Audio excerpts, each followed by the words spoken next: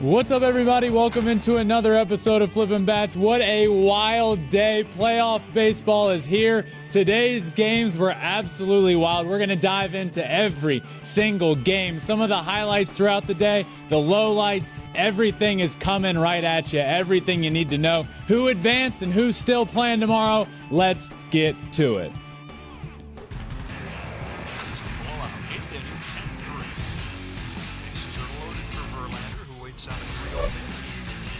He swings and it's a high fly ball, deep center field. It is gone. Home run. And a huge bat flip to celebrate. All right, Ben, start the show already.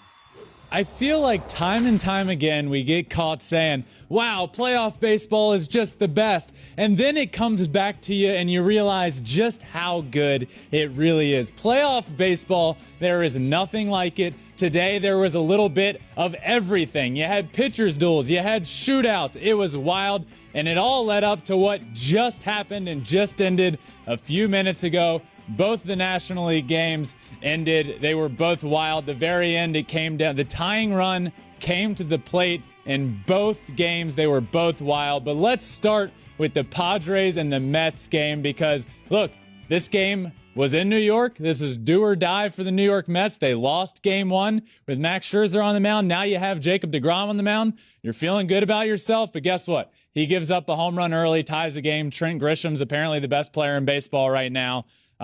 But the Mets end up pulling it out thanks to a huge seventh inning. They score 4 runs in the 7th inning, opening the door. A lot happened in this game that we're going to dive into because some big talking points here. Mets break it open in the 7th. Jacob deGrom still hit around a little bit, but the big thing for me, the Mets might not have scored a ton of runs super early, but they got to Blake Snell. They put a bunch of pitches in him.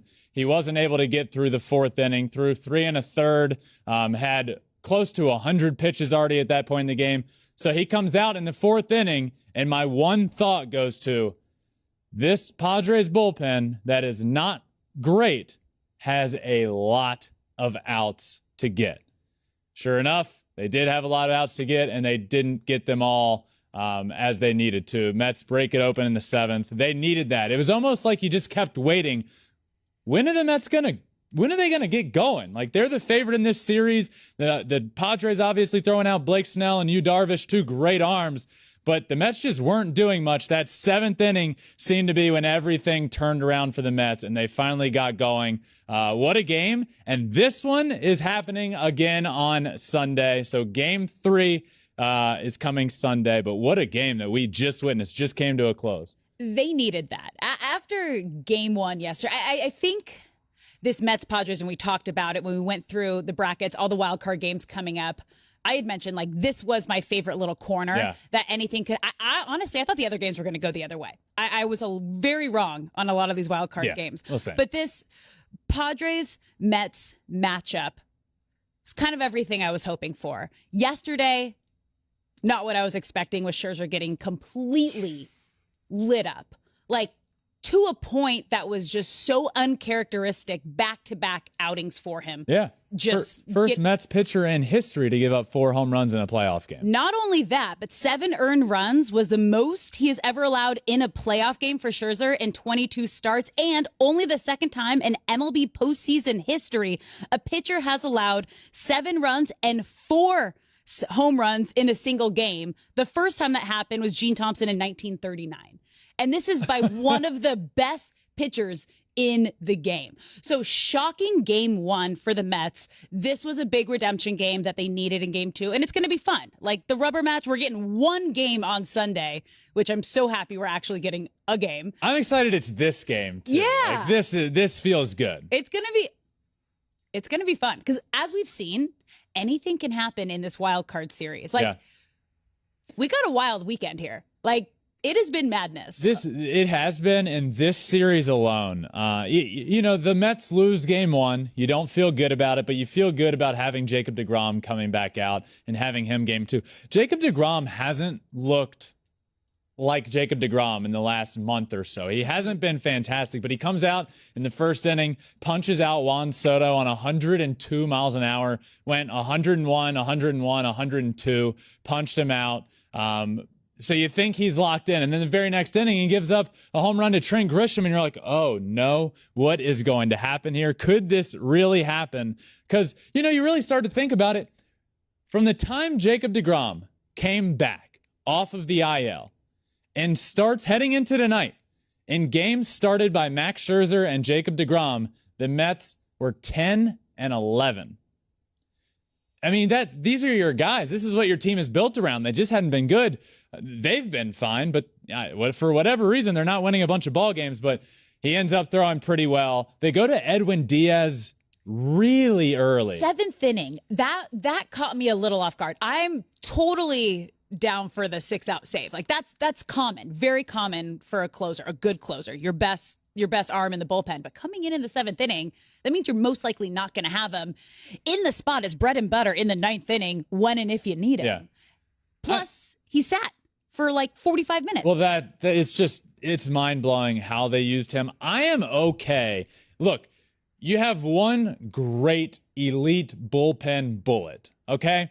If you happen to use it in the 7th inning, fine, but use it with bases loaded, 2 outs, bring him in and then throw him the next inning. To bring him in with a clean slate with nobody on base, what was the plan there? You had 9 outs to still get, right? So you're going to have to get outs from somebody else. Why not use Ottavino there and then have Edwin Diaz later in the game? You end up bringing him in the 7th. The one thing I can think of is that they had the top of the lineup due up, but they were going to be again in the 9th as well, most likely. So you bring him in the 7th, which is a little bit of a head scratcher, but fine. You got to assume you're going to get 2 innings out of him, and then hopefully you can score in that time. But then that first inning happens, the 7th inning. Yeah. They score 4 runs. Edwin Diaz was sitting, like you said, 45 minutes. That's a lot for a starting pitcher to sit, much less a closer that's used to throwing 1 inning, not going back to and sit being down. done. And exactly. Yeah. 1 inning and you're done. He goes back in the dugout. He sits down for 45 minutes, and then you bring him back out with a 5-run lead, knowing you're going to need him tomorrow. And I'm not much of you got to save him for tomorrow. Look, there is no tomorrow unless you win. But reason number 1 to not bring him back out is because he just sat down for 45 minutes. I tweeted this in the moment. Absolutely ridiculous that Edwin Diaz is coming back out. For multiple reasons. 1, he hasn't thrown a pitch for 45 minutes. 2, you now have a big lead. And 3, there's another game tomorrow. Number 1 being by far the most important. Obviously, winning this game is a must. But this is shocking. And I will say that was a shocking moment for me. It was. It can also be dangerous. So when you have a guy who's getting up, pitching, used to being done for the night and going through his end of game routine. Now you have him sitting for 45 minutes. If he gets back up, he's not warming up again. It's not something he's used to. That's when injuries can happen. Yeah. And this is your guy. This is your number 1 arm in the bullpen, closes out games, gets you your saves, and you're putting him in the 7th and a couple outs in the 8th inning. Yeah. And then they also kind of could have needed him potentially in the 9th with bases loaded. Right. So that was a little confusing. But the big thing for them, they got Jacob deGrom to get through that 6th inning. Getting him through 6 innings was huge. One thing I noticed when he came out of the game, this was a little odd. He comes out of the game, Buck Showalter, maybe we should call him Butt Showalter, because he went right for Jacob deGrom. If you are watching this, you can see that we're putting it on the board now. So if you're watching this on YouTube, if you're just listening, I'll try and explain it. Jacob deGrom goes back in the dugout, and it was very, very odd how Buck Showalter went about this. A full cuppage, if you will, of his butt, and then it was a little odd. I don't know if you've seen the Key and Peele skit Slap Ass. It's a whole baseball clubhouse where it's a thing. It's very common in baseball where it's a baseball thing. Yeah. You see the butt slaps. That was a little extended, but so weird. But things kind of turned around for the Mets after that. So maybe they needed it was that. Good luck. Maybe let's just say maybe it was the good luck booty slap they needed. If you're going to rub anybody's butt for good luck on the team, it's going to be the guy that's going to make $50 million. Yep. Not a bad, Yep. Sure. So it worked. I can't, it's so weird. But Mets end up winning the game. It just ended a few minutes ago. It got a little hairy there in the 9th inning. Bases loaded. Josh Bell at the plate. ends up grounding out. Mets needed it, obviously, because they go home if they don't win, but they get it done, which all leads up to tomorrow. Sunday, we get Game 3, do or die, in New York. I imagine it's going to be Chris Bassett, Joe Musgrove. I'm really pumped up for that. And that's the only Game 3 we're going to get. I'm just excited we get a Game 3, and I'm excited. As we said, I'm excited it's this game because it can really go either way. Who wins? I picked the Mets, so I'm hoping that the Mets win, I guess. But at this point, I like both teams, and both teams have a good chance at winning this. So I picked Mets originally, so I'm going to stick with my original pick, but Padres are showing up. I picked Mets originally as well, which is why I don't feel good about it because I am on an incredible streak of last year not getting a playoff prediction right and 0 for 3 to start this year. Oh, I'm 0 for 2. So what happened last year, I went really, it was my first year doing it, and I got really cute, hey, pitching staff, they can win, and I went really off the wall. This year in the first round, I went pretty chalky. These are probably what's going to happen. Everybody in the world really had the same, everybody that I've seen have had the same picks, and then I think it's just... we had, I think, the exact same picks for the wild card. But not upset. Not upset about the Guardians, not upset about the Mariners. No, great baseball. It's been Phillies, great. Shocker, honestly. That was probably my biggest shocker. That was that was a great series. That one just wrapped up as well. Yeah. That was a shocker. And Phillies win that series. Phillies advance, which we're going to talk about this in a little while, but the playoff draft that we did. Yep. They were thrown to me the very last pick. Done. Kind of like the last kid that you pick in the kickball and recess. I got thrown the last pick of the draft. Guess what? It was the Phillies. They've won a couple times. Phillies / Brewers. It wasn't even a full pick. They didn't even have their own selection. Yes. That's how little faith we had in the Phillies because they did not have a good last little stretch of the regular season. Turn things around. So the Phillies obviously just won the series. Yeah. It was their first playoff series win since 2010. Wow. So congratulations to the Philadelphia Phillies for going into St. Louis, beating a team that not the most talented team on paper, but a team with a good offense and a team that had some magic going in Albert Pujols. The Cardinals just had one of those teams that had a feel this year of, look, are they the most talented? No, but would you be surprised if they made a little bit of a run? Also no, because of all the storylines they had going on there. But no. The Phillies who squeak in, they limped into the playoffs, and they shut down the Cardinals. Aaron Nola and Zach Wheeler, probably the most Aaron Nola and Zach Wheeler are the most underrated pitching duo in the game of baseball. It has been unbelievable what they've done this year. Aaron Nola, who pitched Saturday night this year, became the first pitcher with 220 or more strikeouts and less than 30 walks. First pitcher since 1884.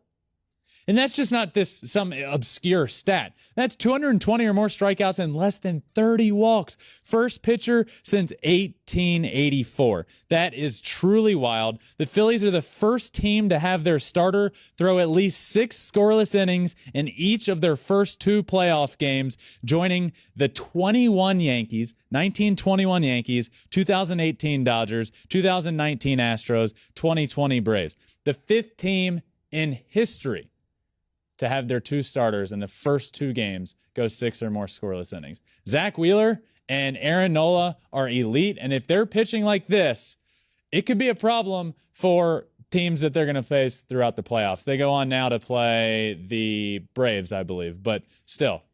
I got to hand it to the Phillies. They came through. It wasn't until the 9th inning in Game 1 where they really got hot and turned things around and had that crazy comeback win after the Cardinals had that pinch hit home run.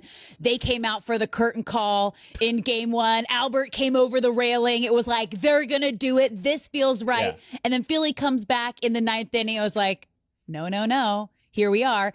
Took Game 1 and then just kept that rolling straight into Game 2. Bryce Harper coming out big with a big home run. They're stars. This is the thing in the postseason. Your good and top players need to be your best players. They need to play to the top of their game. Philly did that. Cardinals did not. Their two MVPs, Goldschmidt and Arenado, 1 for 15, 0 extra base hits, 6 strikeouts. Ooh, the quotes next to MVP. Tough. They did not show up. Their top guys, the Cards, did not show up. And you mentioned that you have to. Bryce Harper, who had not been great coming down the stretch by any means, second inning, gets the scoring started, home run. We mentioned game 1, home run, pinch hit, home run, and gives the team the lead. You head into the 9th, or you head into the 8th. You have the best one of the best closers in the game of baseball, Ryan Helsley, come in. We got to talk about this. He comes in the 8th. He goes back out for the 9th, and that's when all hell broke loose. All hell, Helsley, get it? I didn't even plan that, but it just came to my mind as well. But look, he was one of the better closers in the game of baseball, but he's coming off an injury very late in the year. Last week of the year, he's coming off an injury. Why are you asking of him a two-inning save when he hardly ever has done that this year? And he's coming off of an injury. You're pushing him too hard coming off an injury. Then he goes back out with a numb finger, can't find the strike zone, and that's just an absolute fiasco. From that point on, the second he comes out, he had lost all control. The Phillies end up piling it on and then end up coming out today, setting the tone early. They obviously didn't score very many runs because they won the game 2-0, but they got it started early, the momentum from yesterday, and the Cardinals just couldn't figure out how to hit. That's what they're supposed to do. They didn't have the pitching to get it done. Their question mark was the pitching. But you got Nolan Arenado, you got Paul Goldschmidt, and you got some other great pieces around them. And like you said, Arenado and Goldschmidt 1 for 15 in the series with 6 strikeouts. And the one hit was a single. There was one point in this game tonight where I made a mental note to myself. I said, this is the game, and this is the series. Albert Pujols gets on with a single with 1 out, and then who do you have coming up? You have Paul Goldschmidt, Nolan Arenado, runner on first base, 1 out, down a run at the time, or maybe down a run or 2. But you got your guys up at the plate. Strikeout, inning over, doesn't go well, and that was the tone of the series. The Cardinals' big bats, obviously all of their bats, but the big bats that have carried them to an NL Central title didn't show up when they needed to, and it cost them big time. Nobody showed up for the Cardinals in a big moment. Not a single player, and that's disappointing. And that base hit is the very last base hit we're seeing of Albert Pujols. Yeah. That just dawned on me. I forgot. He's done. He's done. He's out. That's it. That's sad. That's a tough. We didn't have crying in our rundown, but I didn't. But as you were talking about it, I'm like, that was his last major league hit. That's sad. That is. I mean, an epic farewell tour, end of the season. We were talking about for the last couple of weeks, this could be the team to fear because they had the it factor, they had the magic, they had these 2 potential MVPs. None of it came together in this wild card series. Yeah. So Not one. You see it now in this video. If you're watching, Pujols gets in the 8th, gets on base, gets taken out of the game. The crowd in St. Louis knew it. They knew it was his last moment on a baseball field, unless there was a comeback. Great ovation there, and they stuck around after the game, and I think they gave them a big ovation, as they should.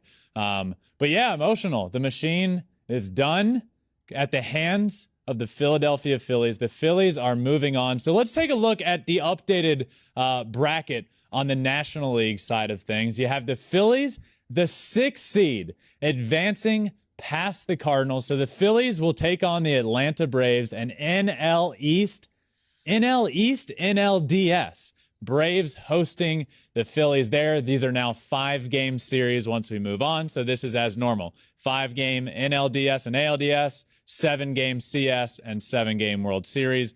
So that's the National League side of things. And we do not know yet the winner of Mets Padres because, well, guess what? As we just talked about, the Mets win tonight. We are getting a game 3 on Sunday. So we will be live right after that game tomorrow. So tune in tomorrow night, same thing. We'll go over that game and then a full preview of the next round. But before we do that, we have a full preview and a recap of the other side of the bracket. There were other games today that were Can we just talk about like how cool like yesterday and today were having games at we're on the West Coast, so we had games at 9 a.m., noon, 4. Like we woke up with baseball, we went to bed with baseball yesterday, and then today woke up again. Like it was so cool, and we got everything. We got a little bit of everything. It was wild. Wild card weekend has been wild. You're not going to like this. What? West Coast, worst time zone for sports. Oh, stop. West Coast, best coast. No. Yeah, because you get to actually, like, right now, it's not that late for us. East Coast? That's the point. Like, look, baseball, if there's a late night baseball game, let's look at football, for instance. That's Sunday night football, Monday night football. The game starts at 5 o'clock. It's over at 8. What am I going to do for the rest of the night? That's supposed to put you to bed. Did you grow up on the East Coast? Yeah, I grew up on the East Coast. Yeah, I grew up on the West Coast. East Coast. We're just have to, no. We're going to have to agree to disagree here. West Coast, best coast. Sorry. Not sorry. You just don't know. And that's okay. That's fine. Okay, you don't know. Let's talk about where do we want to start first? Let's talk about Mariners and Jays, because these next two games that happened, there's been two games that's happened in each, but both of them today, as in Saturday, were wild for way different reasons. Mariners Jays is where we'll start. Beautiful chaos. Can we just call it beautiful chaos, offensive explosion? That's my kind of game. That's what I want to see. That was endless action, back and forth emotions. One team has a lead, the other one comes back. We had a little bit of drama. That game was crazy. That was crazy. One, Cal Raleigh. Yeah. That's really all you need to say. Cal Raleigh. What a hero. Big dumper, as he goes by. Can you explain that? Explain that. I can explain it because people listening who don't know. Tried their best to explain it when the game was there, and the broadcast didn't know how to really explain it, because Cal Raleigh has perhaps the greatest nickname in baseball right now, Big Dumper. And he got that name for having a big butt. Okay. As his teammates called it, he's got a wagon. Yep. And that's why he is known as the Big Dumper. So hearing the game broadcast, hearing Peter Gammons try and explain why he's called Big Dumper will forever live on in my brain. I don't know if I want that living on, but it's just etched in my memory. But what he has done on the field has been legendary, and I don't say that lightly. He had a 2-run home run in Game 1 Friday, and he became the first player in Mariners franchise history to hit a home run in his first career postseason at bat. Remarkable right there. Then plays a huge role in today's game, getting a double in the 9th inning that ended up scoring the game-winning run. Cal Raleigh, a.k.a. Big Dumper, is quickly becoming a Seattle Mariners legend. I mean, I think he was the moment he hit the walk-off home run to break the playoff drought. Yep. And then he comes through and gets a huge hit home run in their first game. Like he is the hero. He is the Seattle mascot hero on the team right now. If I were to, let me read you the stat and the names involved with it. Okay. There's been 4 players in Mariners franchise history to reach base 4 times in one playoff game. Okay? Cal Raleigh, Edgar Martinez, Jay Buhner, and Alex Rodriguez. Cal Raleigh is the 4th one to do that with just legend Mariners names. Truly incredible. What a game. So this goes back and forth and 10-9, and it was 8-1 Toronto Blue Jays. 8-1 at one point. Fairly early on. The Mariners were down 7 runs. 7 runs. And the Toronto Blue Jays blew it.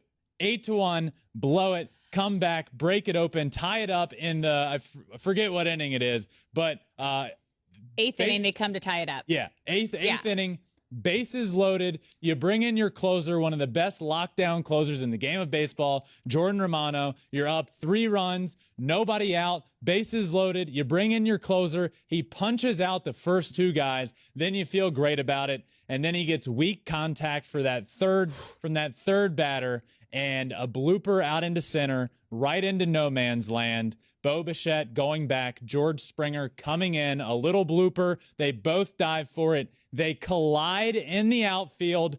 miss it. All 3 runs scored. Tie game. George Springer goes down. He's hurt. He gets carted off the field. Just, you feel so bad. That's worse. That's a fiasco. And you almost feel like the Toronto Blue Jays are cursed because I can't believe that happened. It's so bad. That was the moment when I knew they weren't going to win the game. When you blow a lead like that, and then you have a play like that where 2 of your top guys collide. Yeah. Springer gets carted off. That just takes all the wind out of your sails. It literally, you can see the soul out of the team just going away. And like that is one of your top. Everybody. That was the turning point, and I personally felt like that's when they lost the game. Yeah. There wasn't that like the it factor. You didn't feel that excitement that they had all the way up until that point. Well, first off, yeah, that's the literal moment where the game was okay. This is gone, even though it was a tie game. But they also blew a 7-run lead, and I said this for a while. The Blue Jays I did think they could win this series, but they didn't have the pitching. They have 2 great aces. They have a good closer, but I said this, they don't have the arms to bridge that gap, and you're going to have to bridge the gap. They have a 7-run lead to bridge the gap after Kevin Gausman throws great, and they can't get to the closer. They blow a 7-run lead. That's where this was lost. But where it was won for the Seattle Mariners is the rally shoe. Please explain this. The rally shoe is becoming one of my favorite things of all time. It is iconic. Let me explain briefly what happened here. So these games were being played in Toronto, but back in Seattle at T-Mobile Park in Seattle, they were doing a watch party. A fan in the stands named Ben, because of course a guy named Ben would take a shoe off and put it on top of his head. A guy in the stands named Ben put a shoe on top of his head, and people around started joining it. It was the rally shoe. Puts a shoe on top of his head, and it sparked the rally. Now, here's the tweet from the Seattle Mariners themselves. This is Ben.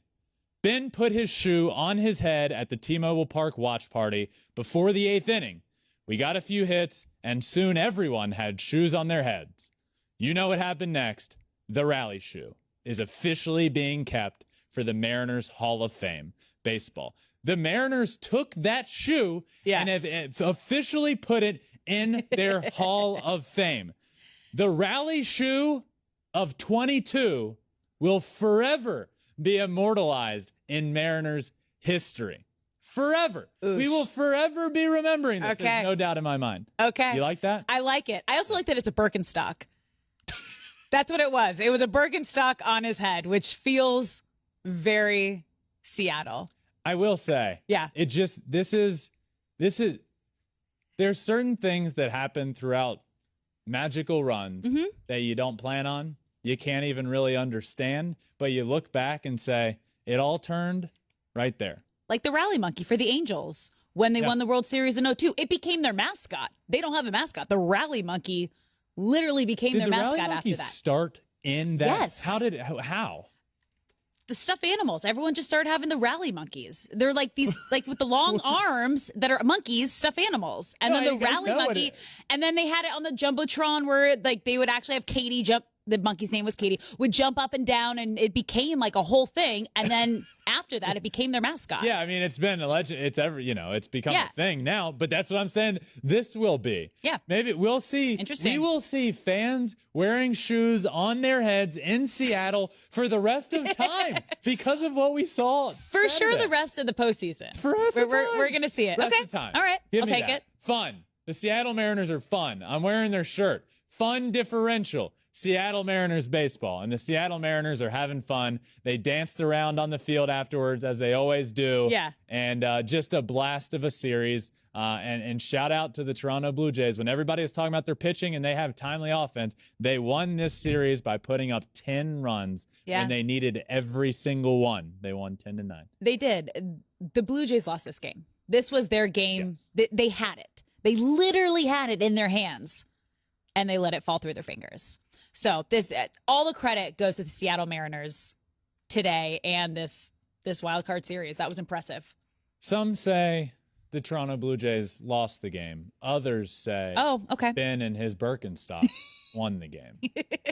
Rumor has it you can walk into T-Mobile Park right now and there is a stench that will last until Game 3 of the ALDS.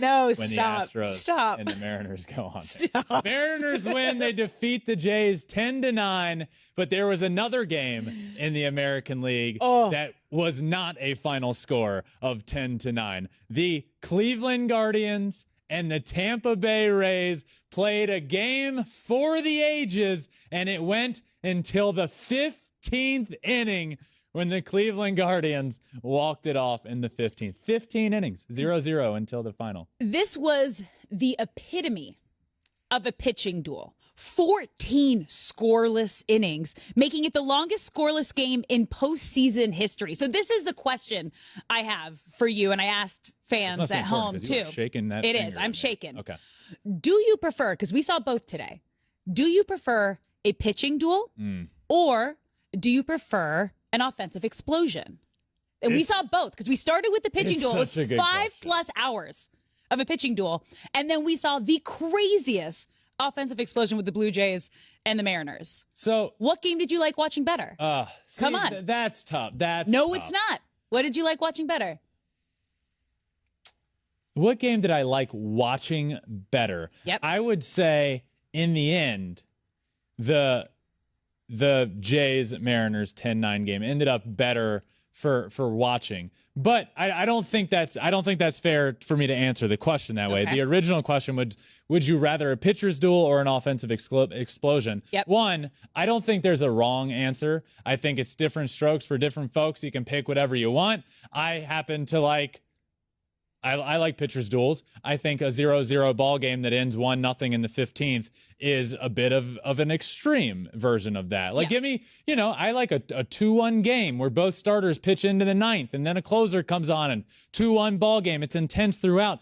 I don't think there's anything wrong to say, because this became a huge talking point on social media throughout this game, is this game is great. This game's so boring. This game's awful. This game's incredible. It was all over the map. I think it's totally fair to say that it was a good baseball game. I would have liked a little bit more offense. I mean, there's a difference between a pitcher's duel. The Cleveland Guardians swept this series, hitting 178 on the series. That game on Saturday, or the Saturday game, the one that happened today, 38 strikeouts, broke the all-time postseason franchise record.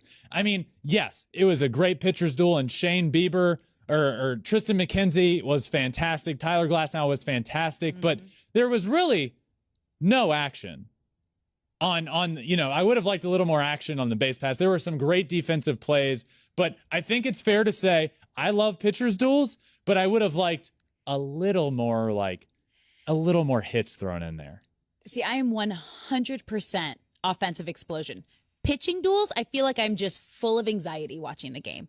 Every at bat, every pitch matters, because they've held it to scoreless innings up until that point. Meanwhile, when I'm watching an offensive explosion, it's like, yeah, excitement. This is cool. Yeah, whoa. You're like all over the place, but you're more like outgoing. And I feel like I turn inward when I'm watching like a pitching duel. Like, so I guess what emotion do you want? Because you need that anxiety. Edge of your seat. You're scared of what's going to happen next. Like sometimes you need that. It's like, give me that postseason anxiety. No more anxiety. Sometimes you need that, and we got that in that game. I mean, it was edge of your seat. Yeah. And I think this is a fair point to bring up answering your question. I know the games were at different places, but when that Guardians Rays game was going on, it was either this is really boring or this is great. Everybody was watching that game. Oh, yeah. 0-0 going into the 15th. Everybody's still watching that game. But the Cleveland Guardians end up pulling it out. Oscar Gonzalez hits a walk-off absolute tank. Yeah. Bomb, walks it off. Cleveland Guardians advance, heading to New York. But what a series that was. The Guardians are the 8th youngest team. Let me start over. Yeah. The Guardians are the youngest team in baseball. Yeah. Okay. This is the 8th time in history that the youngest team in baseball has made the playoffs. Yeah. And you can see it when you're watching the game. Not because it's, young, immature thing, immature things happening on the field where boneheaded mistakes, none of that. You can just see the jubilation with every single thing. Teams that have been here before, they get big outs and it's just like, all right, now we go. You look in the dugout when the Guardians get a hit or make a big play, guys are jumping up on the dugout railing. They're so pumped. This game was so much fun. It ended with that walk-off home run. They brought a cooler to home plate to dump on Oscar Gonzalez. They dropped it. There's just so much excitement going on. I loved this game. I had a lot of fun watching it. The ending was great. And Omar Gonzalez, mind you, one of 17 players on the Guardians to make his major league debut this season. Now, this is why young teams are dangerous. They haven't experienced that pressure yet. Like you were saying, the excitement that you see after they have a big out or a big hit. This is the first time they're experiencing. Yeah, they're too young to even know what they're doing. These emotions, especially at this level and in the playoffs. They don't know what it means not to get there. Yeah. This is their first year in the big leagues, and they are in the postseason, and they won their first series. That team who is fearless and they don't know what to expect, that's dangerous. Yeah. Very dangerous. So, great game there. Guardians sweep when a lot of people were picking the Rays. I know myself, Alex did as well. Most of our Fox crew that they put, A-Rod picked the Rays. They were the sexy pick to upset in the first round. But no. The young Cleveland Guardians, the youngest playoff team in baseball. The youngest team in baseball, they make it. They're the 8th time that has ever happened, and the first time since the 1986 Mets that the youngest team in baseball has made the playoffs. And they win their first series. They are advancing. So let's take a look at the playoff bracket now that the American League side has been talked about. Guardians advance. So the Guardians will be going to New York. Now it's a 5-game series. The setup will be 2-2-1. First 2 games in New York, second 2 games in Cleveland, a game 5, if need be, back in New York. Storyline here, Miles Straw is going back to New York. Last time that happened, fans were throwing trash at him. He was jumping up into the stands. It will be madness in center field in New York. So Guardians and Yankees and the Mariners who advanced over the Jays, we get an AL West showdown in the American League Division Series. How do you feel about that, though? Because obviously you're picking the Astros to go all the way, but you're also now a big Seattle guy. Yeah, it's been a constant fight in my brain for a few hours because I really like the Mariners. I really like the team. I thought their one struggle was going to be that they ended up with the worst seed you can possibly get, and they'd have 3 road games in Toronto. I thought that's where they could get tripped up, but Luis Castillo, unbelievably good, and they end up putting up 10 runs today. They did it. They dominated that series, and they deserve to win that series. They are a really good baseball team. Now, they do not play well against the Houston Astros, and to be honest with you, there's some sort of voodoo shoe magic going on with the Seattle Mariners, and I don't like it one bit heading into the next game they're going to play will be against my brother. So, and they're on a high. Yeah. They're riding a high. They're literally riding a high from getting into the postseason for the first time in 21 years to then sweeping the Blue Jays in Toronto, and now they're facing your brother. Yeah. So that's a big deal for them that they got through this in 2 games. Yep. And this is important for every one of these series. So let me talk about it briefly. The teams coming out of the wild card round are playing a team that got a bye. The team with the bye is able to set up their rotation however they want, right? They're ace, they're 2, they're 3, they're 4, if need be, however it may be. Coming out of the wild card round, you don't have that luxury because you're throwing your first 2 guys. If there's a game 3, you're having to throw your 3rd best pitcher.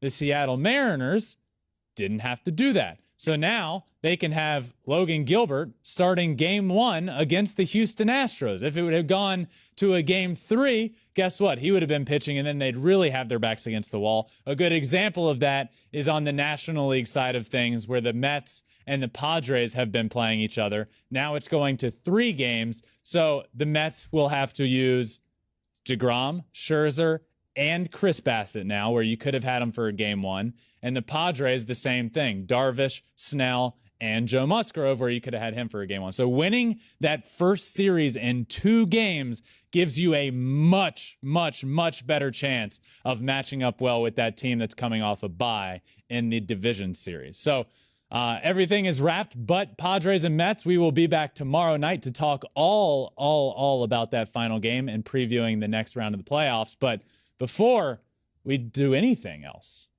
some takeaways. Yeah. What were your 3 biggest takeaways from this weekend?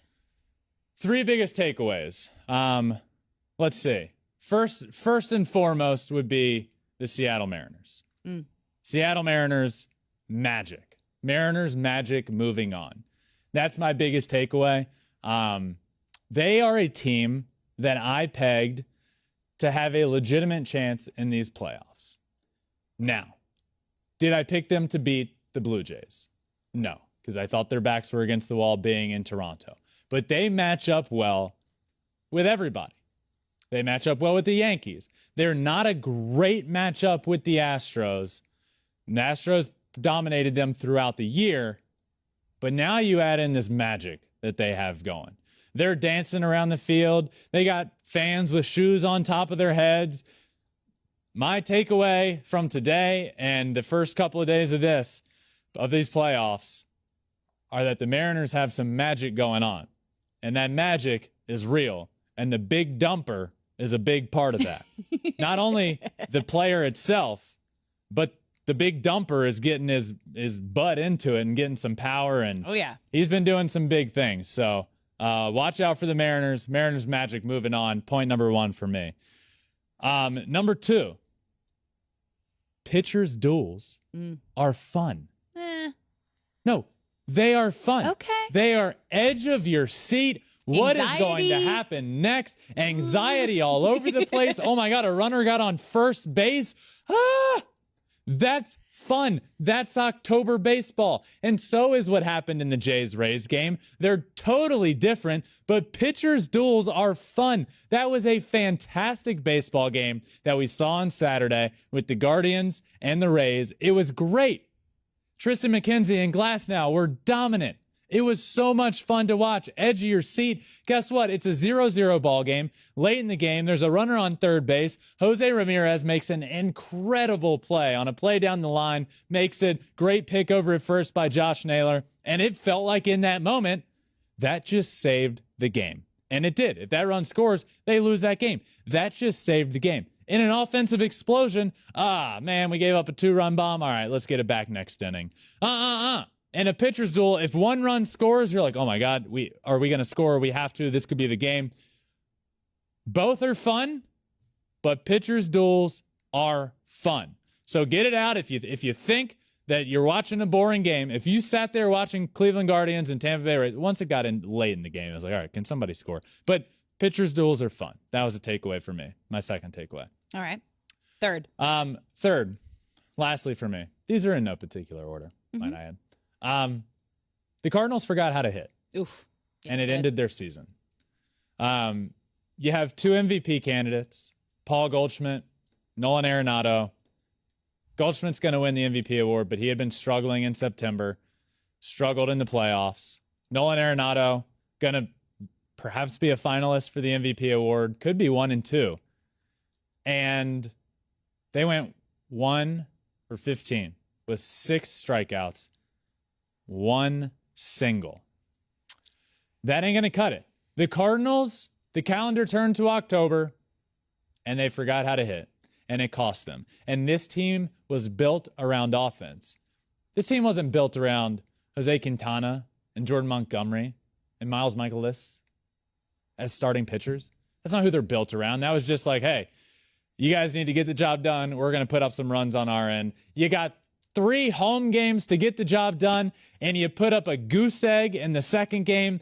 And thanks to one guy that came off the bench, Juan Yepes, in game 1, or you wouldn't have scored any runs in 18 innings. They forgot how to hit, and I am not happy with them because that was the end of Albert Pujols' career. Albert Pujols' career came to an end because the Cardinals forgot how to hit in October.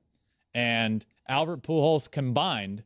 Albert Pujols got more hits than Nolan Arenado and Paul Goldschmidt combined. And that ain't a good recipe for success. So those are my takeaways. Mariners Magic moving on. Pitchers duels are fun.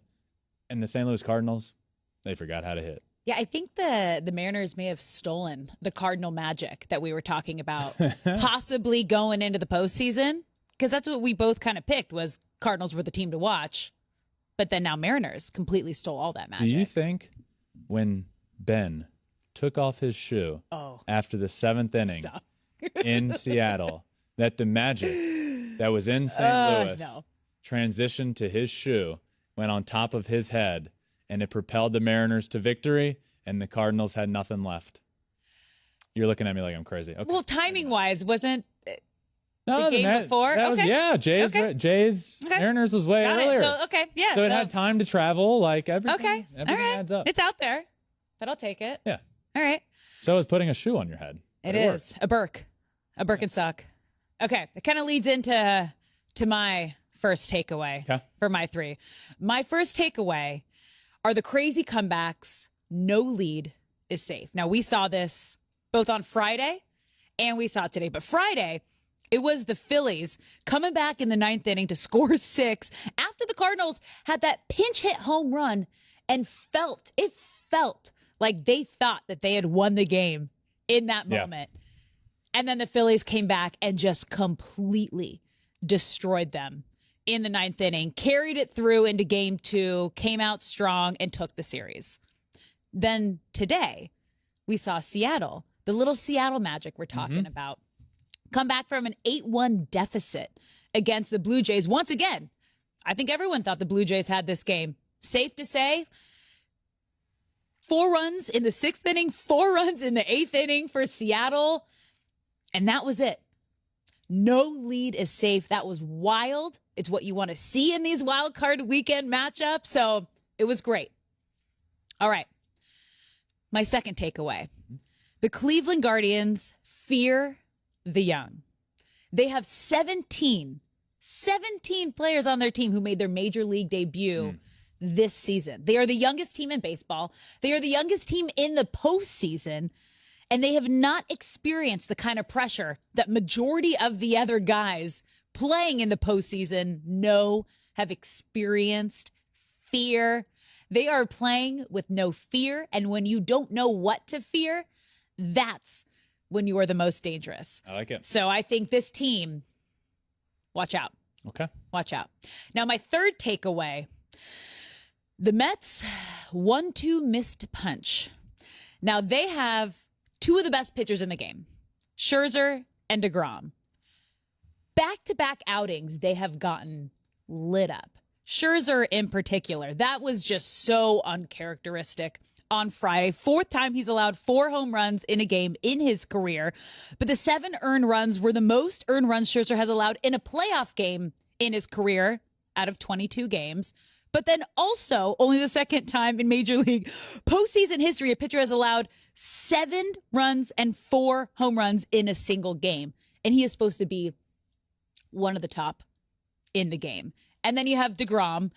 Got the job done today. Wasn't great. But these are the 2 guys that you think this is going to be an easy win. When you see them penciled in, starting on the mound, you're like, done. This is our game. Braves got to him. Mets got to him. Padres. The Padres got to him.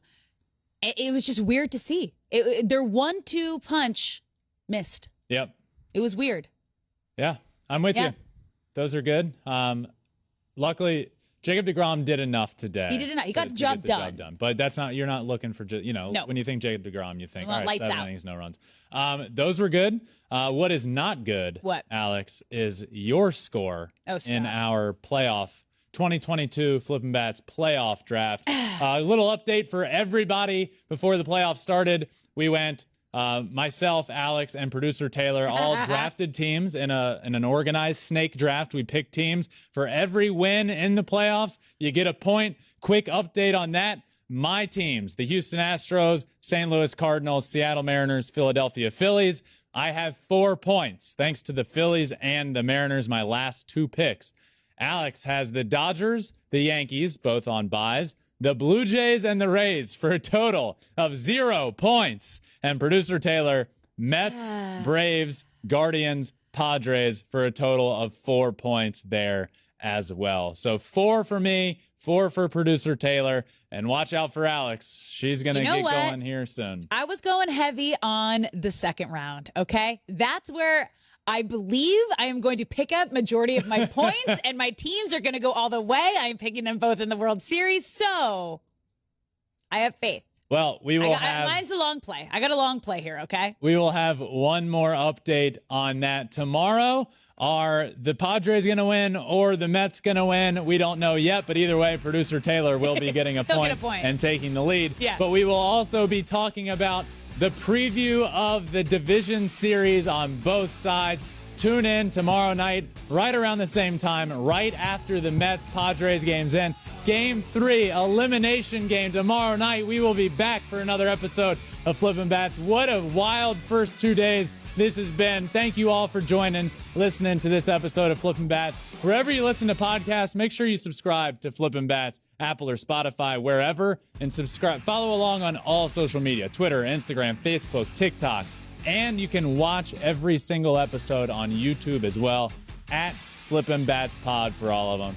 Alex, playoff baseball is back, and it is beautiful. Thank you all for listening, and I will see you tomorrow for another episode of Flippin' Bats.